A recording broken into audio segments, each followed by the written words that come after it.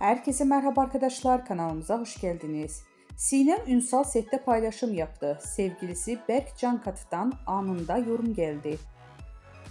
Kanal D'nin büyük ilgi gören dizisi Uzak Şehir'de başrollerini oynayan Sinem Ünsal ve dizinin ikinci sezonunda başlamasıyla setten yeni kareler paylaştı. Ünsal sosyal medya hesabının üzerinden yaptığı paylaşımda set atmosferinden dair anıları takipçileriyle paylaştı. Bu paylaşım kısa sürede büyük beğeni toplarken sevgilisi ve aynı zamanda oyuncu olan Berk Cankat'tan anında bir yorum geldi.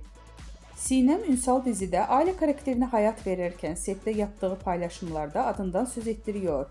Geçtiğimiz aylarda yeni yaşını kutlayan oyuncu sosyal medyada sevgilisi Berk Cankat'tan gelen romantik doğum günü mesajı ile dikkatleri üzerine çekmişti.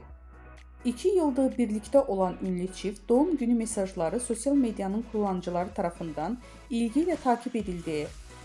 Berk Cankat, Sinem Ünsal'a hitap ederek "canım eşim" diye seslenmişti. Cankat'ın mesajında şunlar yazılmıştı: "Biricik yol arkadaşım, sevdiceğim, kıymetlim, neşem, gücüm, desteğim. İyi ki doğuldun, iyi ki hayatına kabul ettin beni. Nice